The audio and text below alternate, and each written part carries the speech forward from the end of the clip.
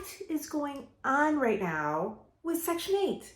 It is crazy. There are three big trends that I am seeing in Detroit, Michigan, and I'm very curious if you're from another city and you are renting to Section 8 tenants, if you are seeing this trend too, and if you're thinking about investing somewhere else, I'm going to be giving you in this video some really good questions you need to ask your property manager or your real estate agent.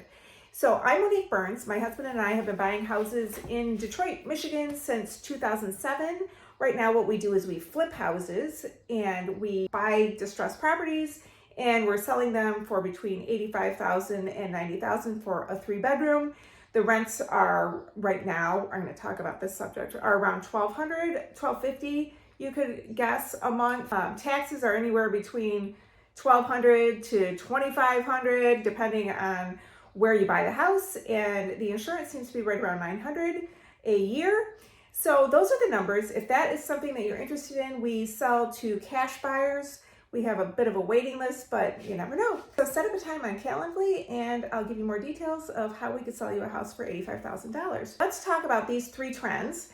The first one is the MSHDA funding. MSHDA stands for Michigan State Housing Development Authority. And HUD funds MSHDA, and then MSHDA hires contractors, and then these contractors give out Section 8 vouchers. There are cities that also get HUD funding for Section 8. And the cities used to, I think this is what happened, was the cities would say, okay, we're going to offer Section 8 to the residents of our city, but then they can't do that because that's redlining, which is illegal, it's discrimination.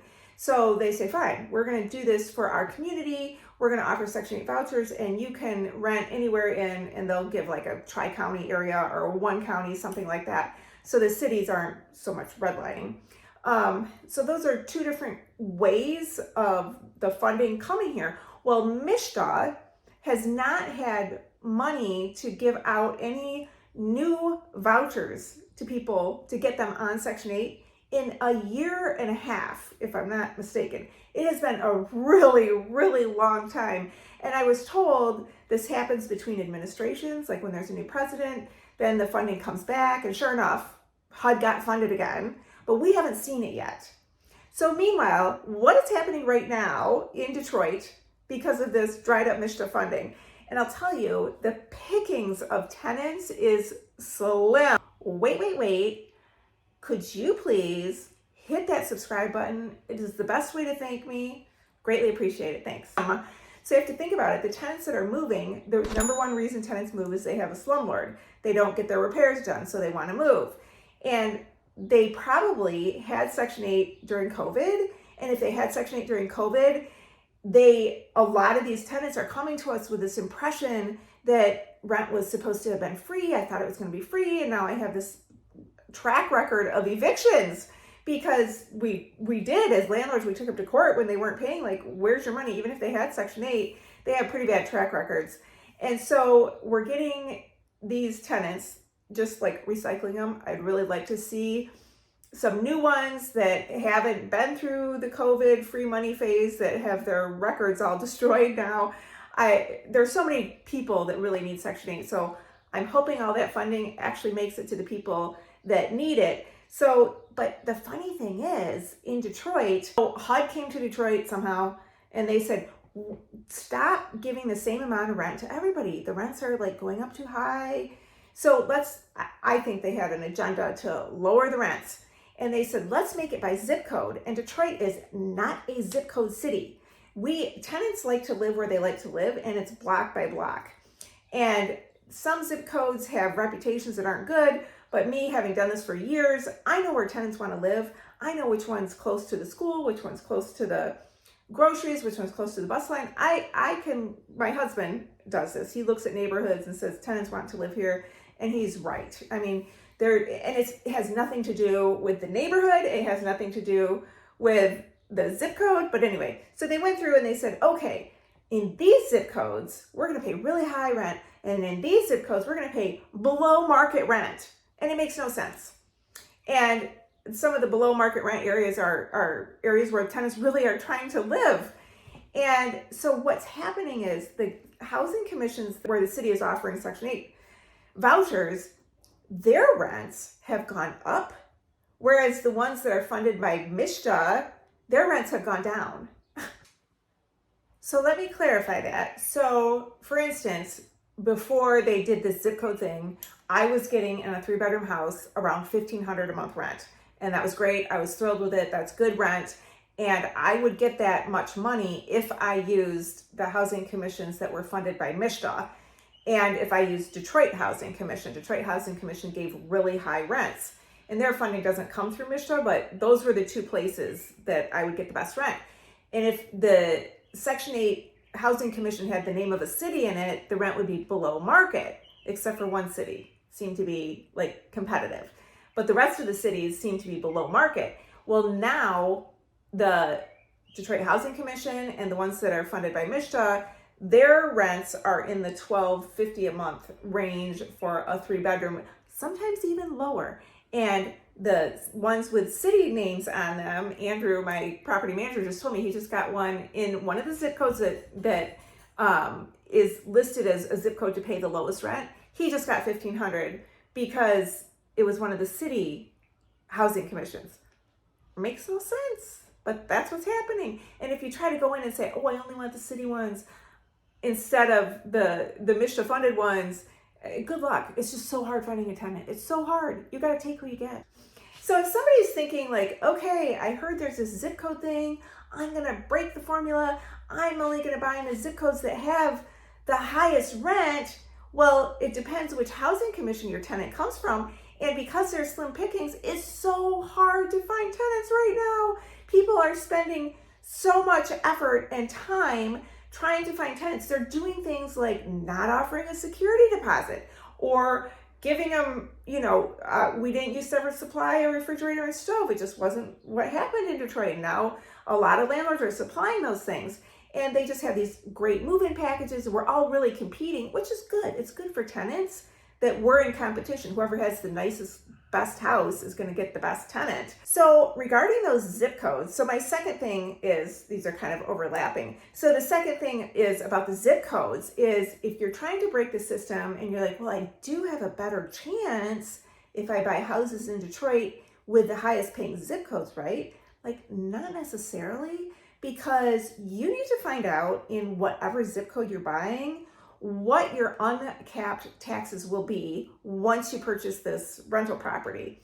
So, for example, let's say I own a house and I've owned it for 10 years and my taxes every year right now are running around $1,200 a year is what I'm paying for the taxes. And my taxes, once I bought it, they haven't gone up since then. They're only allowed to go up by 5% or the rate of inflation. So my taxes have not gone up a whole lot since I bought my houses. So let's say you buy the house from me and you're like, I can handle $1,200 a year in property taxes, but they uncap once you buy it. So once you buy it, the city is looking at the assessment, which is the area all around your house. They do the comps, they figure out how much the people sold houses for, what's the value of this house.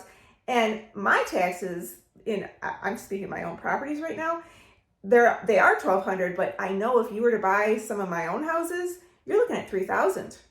So, and I don't know, I'm not rating it by the zip code formula, but if you don't know the uncapped taxes, you don't know if it's worth it trying to go for the higher Section 8 if you're just going to get stuck paying that much more a month to cover your uncapped taxes. So my advice is when you're buying a house, you need to ask your real estate agent not for the taxes of the seller, like what my taxes are, but you want to know what they're going to be uncapped. And there's a formula, not all real estate agents know how to do it. So just be specific that you need the uncapped taxes amount.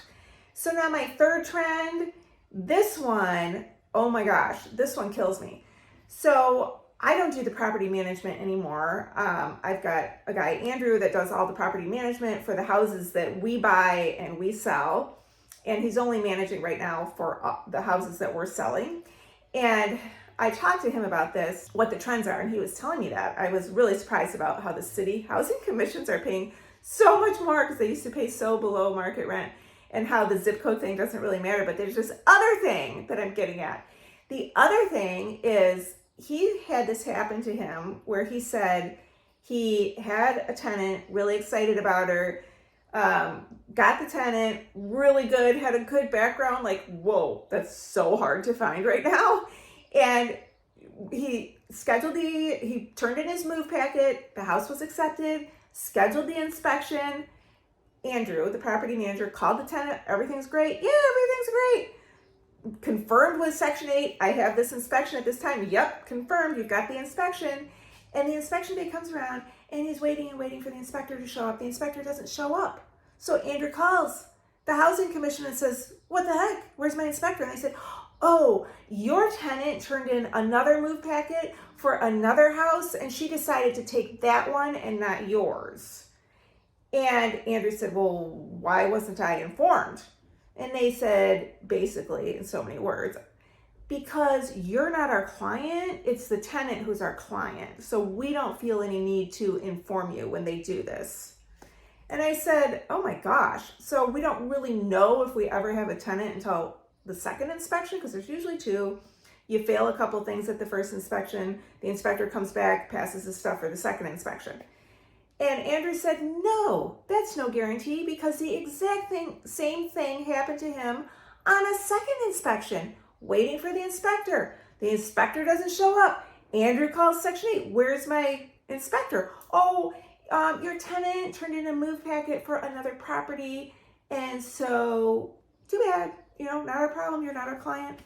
And I was brainstorming with him, like, what could you possibly do? And he said, well, you got to get a security deposit. That would have guaranteed that she would have come, because there would have been skin in the game for her. But good luck finding a tenant today and demanding that you have a holding fee or a security deposit before the tenant moves in, because they have way too many options of houses out there with fantastic deals that if you ask for that money down, they're just going to go find some other house. So that's something to be aware of. Don't get mad at your property manager when they say that happens. It's not like a lack of communication or anything. I mean, that's what can happen. That's what's trending right now. My thought is that I think it's wise today to be open to Section 8 and cash paying tenants. I mean, we have to, especially if there's a higher chance of the Section 8 rent coming in at the same price as a cash paying tenant. I talked to someone in Philadelphia. She said that is not the case in Philadelphia. If she rents to Section 8, she's going to get the higher rent. Don't buy in Philadelphia, though. Buy from us here in Detroit. So let me know. Do you have any solutions for that trend number 3 about tenants not showing up, other than making sure you get a security deposit and then you might not even get a tenant? Comment below about that. And I really appreciate you watching. It means so much. Thank you.